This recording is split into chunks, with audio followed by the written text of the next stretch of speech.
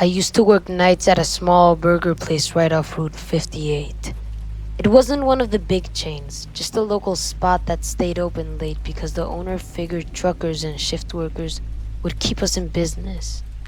We closed the lobby at 10, but the drive-thru stayed open until midnight. I mean, most nights were quiet. You get the same regulars, a few factory guys, a couple of nurses coming off the hospital shift, and sometimes teenagers who'd order water cups just to hang around the parking lot. The hum of the freezer and the smell of fry oil got into everything, your clothes, your hair, even your skin. By 11, it was usually just me and my coworker Mark. He'd run the grill while I worked the window. We'd keep the radio low and try to make each other laugh to stay awake. If a car pulled up, you could always hear the tires crunching over gravel before the headset beeped. That Thursday, it had been raining off and on all night. That thin misty kind that blurs the neon lights and makes everything smell like wet asphalt. Business was dead. At 11:47 p.m., I was leaning on the counter doom scrolling on my phone when the headset crackled.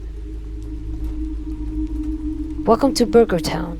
Go ahead whenever you're ready." But there wasn't any answer. Just static and what sounded like wind. Not the whoosh of a car window, but an open space, like someone standing outside. I repeated the line. "Go ahead whenever you're ready." Then a whisper came through, so soft I thought I imagined it. "Do you lock your windows at night?" I straightened up so fast. Sorry, what was that?" "Nothing. Just that faint hiss again." Then the headset cut out. I glanced at the camera monitor besides the register. Each drive-through lane had a black and white feed from an overhead camera, but there wasn't any camera there. The order screen stayed blank. I took off the headset, shook it once, and looked out the window. The lot was empty except for the rain glinting under the sodium lights. "Mark!" I called toward the kitchen. "You on headset?" He leaned out with a spatula. "Nope. You got another prank call?" "Think so." I forced a laugh, but my throat felt dry. It sounded like somebody whispering. He shrugged. "Probably kids on a Bluetooth speaker. It happens." Tried to believe that, but something about the voice had felt wrong. It wasn't playful. It was flat, like someone testing how quietly they could speak without being heard. 15 minutes passed with no more calls. We started our cleanup routine, wiping down counters, restocking cups, and tossing old fries. At 12:02, I went to shut down the fryer timers when the motion chime about the window dinged. That sensor only goes off when a car pulls up to the drive-thru. I froze mid-step and turned to the monitor. This time, a vehicle was there. An older sedan, maybe dark blue, idling just short of a speaker post. Its headlights were off. I pressed the headset back on. "Welcome to Burger Town. Go ahead whenever you're ready." The engine idled a little louder. The camera's grainy feed showed the outline of a person in the driver's seat, but the angle made it impossible to see their face. A few seconds later, the same whisper came through, slightly clearer now. "You shouldn't keep the lights on." I glanced around the kitchen. Every bulb was on full brightness. Even the neon open sign buzzed faintly against the glass. "What lights?" I asked. Then he said, "They can see you better that way." Then silence. "Mark," I said, pulling the headset away like it might bite me. Came around the corner, grease stains on his apron. "What's up?" "There's someone out here. They're saying weird stuff." He wiped his hands and leaned over the monitor. Call was still there. "Want me to go check?" I shook my head. Nah, maybe it's just a drunk messing around. He stared for another second. It doesn't look like it. You sure you don't want to call it in? Before I could answer, the car shifted into reverse and rolled backward. Not fast, just a slow, steady retreat until it disappeared beyond the camera's edge. The sensor chimed again and the feed went blank. We waited 10 minutes before stepping outside to take the trash to the dumpster. The rain had stopped, leaving the pavement slick enough to reflect the streetlights like pale moons. No cars, no footprints near the speaker box. I looked down at the gravel where the sedan had been. There were tire marks, but something else too. A single handprint on the wet metal of the order post, smudged like someone had pressed their palm there and dragged it downward. I didn't say anything to Mark about that. We just finished closing, locked the doors, and split for the night. The next evening, the rain returned heavier than before. Mark called in sick, which meant I'd be running the place alone until the night manager showed up to close the register. Told myself I'd be fine. I mean, one weird call doesn't mean anything. By 11, the parking lot was empty again. I turned up the radio, some late night station playing old pop songs. The familiar sound helped until the headset beeped again. Beep, welcome to Burger Town. Go ahead whenever you're ready. This time the whisper came instantly. Why did you open the door? I looked instinctively at the drive-through window. It was closed. Then I realized the voice hadn't come from the headset. It had come behind me. When I heard that voice behind me, my whole body reacted before my brain did. I spun around so fast I nearly knocked over the sauce trays. The kitchen was empty. The back door was shut. The fire was still hissing quietly. I stood there for a moment. Every muscle in my body was tense, straining to hear anything beyond the hum of the lights. Nothing. I told myself it was the headset echoing, that sometimes if you take it off wrong, it can play the last line back at you. I'd taken it off minutes ago, and the headset was sitting on the counter, light blinking green. I walked to the back door, pressed on it, and checked the deadbolt. It was still locked. The little rectangular window was fogged from condensation. I wiped the circle with my sleeve and looked out. The alley behind the building was empty except for puddles reflecting the red glow of the Burger Town sign. Beyond that was a patch of trees that ran along the road. The wind had picked up again. I could see the branches moving. That's all, I told myself. Just branches. Still, I locked the door again and turned the metal latch over the handle. When I came back up front, the drive-through sensor chimed. That soft thing that tells you a car has pulled up. I froze in place for a heartbeat, then leaned slowly toward the monitor.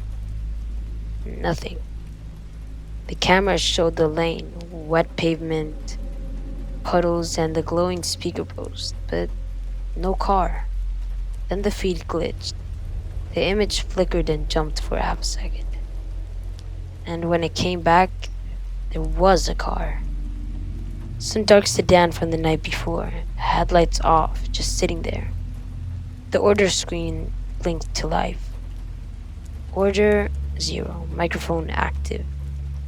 I didn't touch anything. The headset lay on the counter, still flashing green. I could hear faint static coming from its speaker. Then a voice, the same whisper as before, calm and too close. You shouldn't have looked outside. I grabbed the headset and switched it off completely. The static stopped. The car on the monitor didn't move. I called the night manager, Keith, and told him someone was harassing the store. Probably the same person who'd pranked called the night before. He sighed and said he'd be there in 15 minutes. Those 50 minutes felt like hours. I tried to look busy, scrubbed the counter, I filled the ketchup bottles, but my eyes kept flicking to the monitor. The car hadn't moved.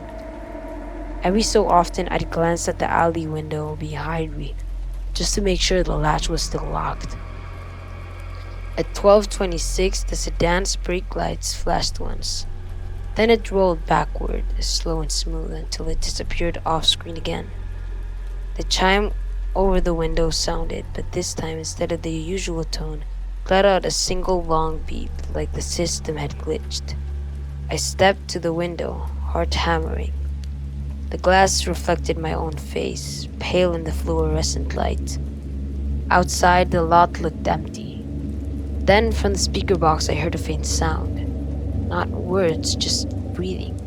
Someone standing right next to it, breathing into the mic. I hit the intercom button. "Hey, whoever you are, this isn't funny. I already called my manager. The cops will be here soon." For a few seconds, the breathing stopped. Then the voice came back, a little louder this time, and it said, "He won't make it." I didn't wait for Keith. I grabbed my car keys and stepped out through the front door, locking it behind me. Rain was coming down steady again, sharp against my jacket. The parking lot looked the same as before. Quiet, wet, empty. I jogged to my car, unlocked it, and started the engine. As the headlights came on, I caught a glimpse of something near the drive-through lane. A shape, more like a person, standing halfway between the speaker box and the window. Too far to see clearly, but close enough that I could make out the dark outline of their clothes clinging from the rain. They were facing the building, not moving, just standing there. I threw the car in reverse and peeled out toward the street. But when I reached the intersection, I looked in the rearview mirror, and the figure was gone. The next morning, Keith called. He said when he showed up after midnight, the building lights were still on, but the power to the cameras had tripped. Found the back door unlocked, even though I'd latched it. I also found a small stack of order receipts on the counter, torn from the printer, balled up. The top one had handwriting on it. It said, "You looked at me." He asked if it was a joke between me and Mark. I told him no, absolutely not. Keith said the cops came by to take a look. They said there were fresh footprints near the dumpster, barefoot ones. Too smudged to tell size or pattern. No fingerprints inside, nothing missing. They told him it was probably a trespasser, someone camping near the woods. It happens sometimes. I didn't go back for a few days. When I did, the place looked normal again. Mark was back and he laughed when I told him what happened. It was probably just some junkie trying to scare you, he said. I wanted to believe that. But that night, just before my shift ended, a customer came through around 11:50. Middle-aged guy, glasses, SUV, nice enough. He ordered a milkshake and a burger. When he pulled up to the window, he looked pale, like he'd seen something bad. He asked quietly, "You've got a security guard here at night, right?" I said, "No, just the two of us. Why?" He nodded slowly, gripping the steering wheel tight. Then he said, "Because I just saw someone standing by your back door. Thought maybe it was one of your coworkers." Mark went to check while I handed the guy his food. When he came back, he looked uneasy. "There's nobody there," he said, "but the door's open again." That was the night we called the police for real. They came, searched the lot, and walked the tree line with flashlights. They found nothing. One of the officers asked if we'd noticed anyone hanging around recently. When we mentioned the sedan, his face changed. He asked for the color and make. We told him what we'd seen on the camera. He said there'd been a similar report 2 towns over. Someone in a dark sedan sitting in parking lots late at night, waiting until employees left. Never did anything, never said anything, just watched. They never caught him. After that, the owner installed new cameras, higher resolution, better angles.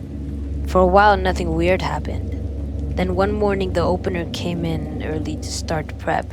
When she walked to the back room, she noticed the camera monitor blinking red. Motion detected at 3:17 a.m. She replayed the footage. The alley camera showed the back door, rain coming down hard. The figure stood just outside the light, head tilted up towards the lens. It was still for several seconds. Then it leaned forward slowly until its face filled the frame. The person smiled, a small closed-mouth smile. Held up something white. A drive-through receipt. The image froze right as a drop of water hit the lens. When they printed a still frame, you could read what was written on the receipt in a smeared ink. You left your window open. I quit 2 days later. I didn't want to stick around to see what came next, but sometimes when I'm driving home late at night and past a fast food place, I still look toward the drive-through lane. If I see a dark sedan parked by the speaker box with its lights off, I don't slow down and I don't look twice. Because whatever it was that night, whoever they weren't trying to rob us. They just wanted to know that we could see them. And once you do, that's enough.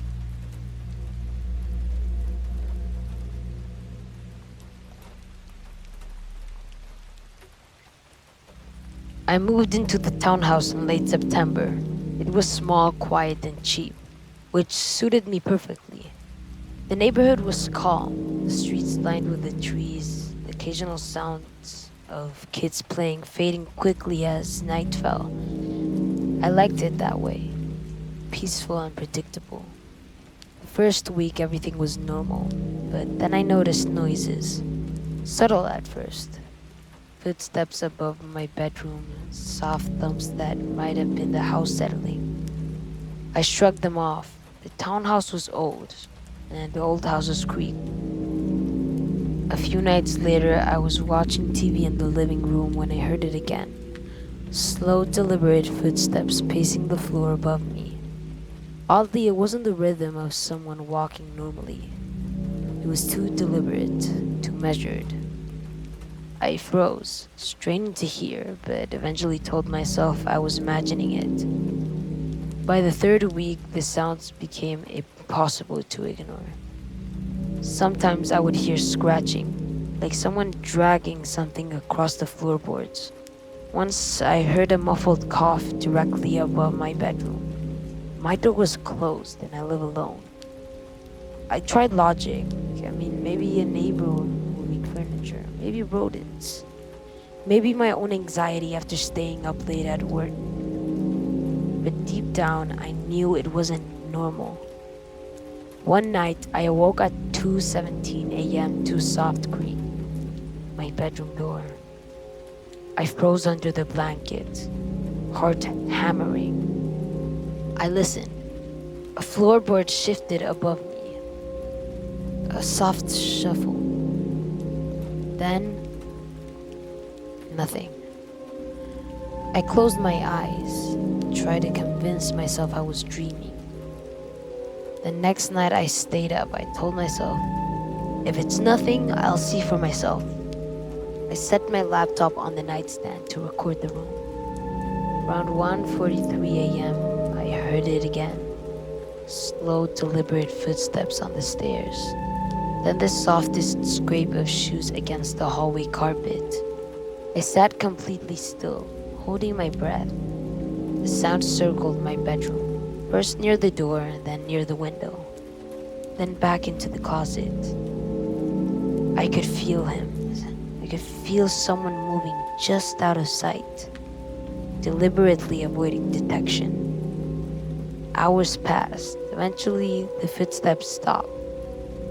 I didn't move until sunrise. My laptop had recorded nothing, just static and my own ragged breathing. It continued night after night. Some nights I heard nothing at all. Other nights the pacing returned. And always, the sense that someone was watching, even when I was awake. Then came the incident that changed everything. I had gone to bed early, exhausted from work. The house was silent, too silent. Around 3 a.m., I woke to a faint scraping at the bedroom door. It stopped, then a whisper. My name. Not in a playful tone, not a voice I knew, but deliberate, intimate, knowing. I didn't answer. I pulled a blanket over my head, told myself to breathe slowly, not to move, not to react. And then I heard the sound, a key turning in the lock. I froze. There is no second key. No one else has access. The door didn't open, but I could feel the air shift in the room. Coldness, as if someone had leaned against the edge of the bed. I dared to peek from under the blanket. The room was empty. The window was closed. Closet doors were shut. My laptop still recording. Nothing. I stayed awake for hours, listening. Every subtle noise became amplified. The hum of the refrigerator, the tick of the clock, the faint creak of floorboards. Then I heard a soft laugh, close enough to touch, echoing from the corner of the room I was facing. Morning came, and my bedroom door was slightly ajar. I checked the locks. Everything appeared normal. I tried to convince myself it had been a nightmare. Weeks later, I finally installed motion sensors, cameras, alarm systems. Still nothing. Everything was normal during the day, but night after night, the subtle shifts returned. Things moved just slightly when I wasn't looking. Objects weren't where I left them. Blanket folded differently, a cup turned over. Then one night, the final twist came. I woke to a sound I will never forget. Slow, deliberate breathing, directly beside my bed. I reached for my phone to turn on the flashlight and froze. There was no one there, except the shadows cast by the moon through the blinds. The moonlight caught the reflection in my mirror, and then I saw him. Standing in the corner, a man, pale, tall, silent, watching. I couldn't move. My phone slipped from my hand, clattering to the floor. When I looked up again, he was gone. I haven't slept in my townhouse the same way since. I don't lock doors, I don't check windows. Sometimes I lie awake, staring at the ceiling, hearing faint, soft movements above me. And I know that if I moved my head the wrong way, if I looked for him, I'd see him standing there again. Because he doesn't leave, and the worst part, I think he never has.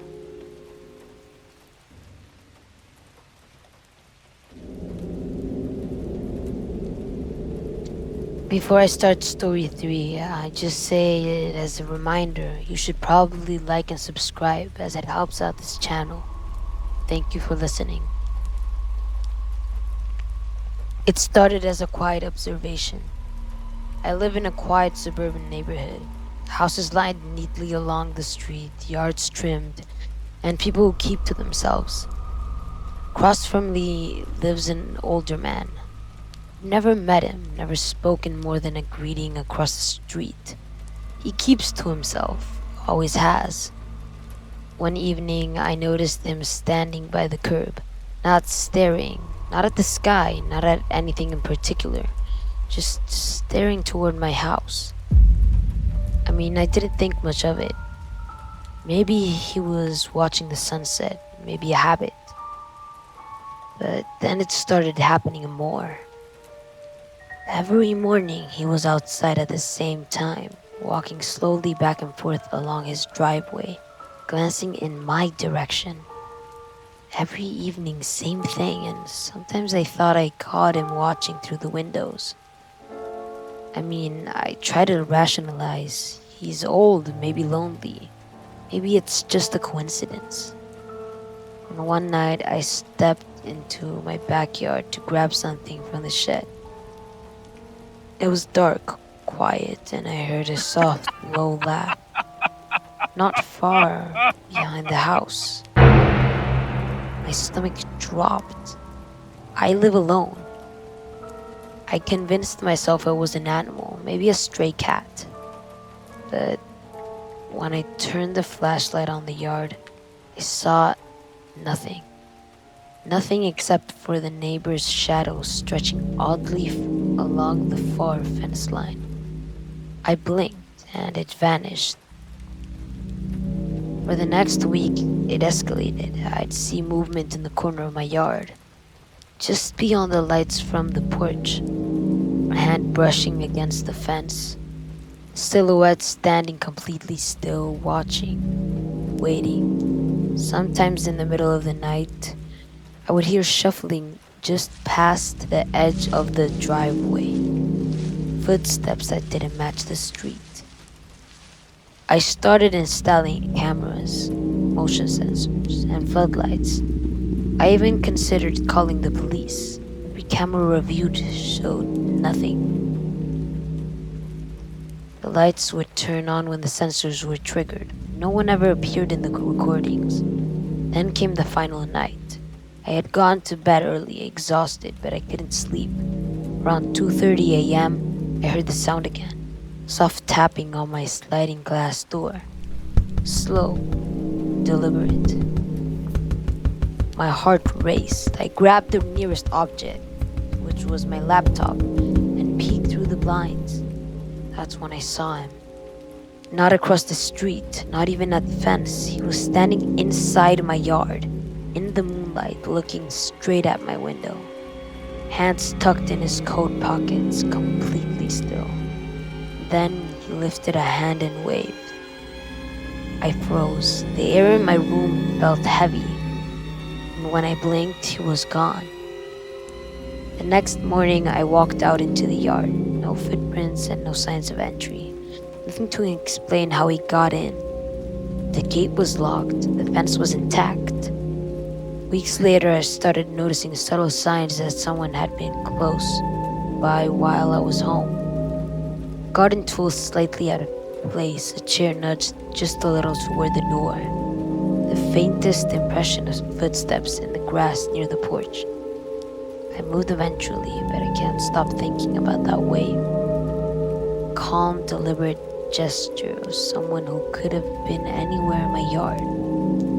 Or maybe inside my house at any time. And I know one thing for certain. It was never just my neighbor.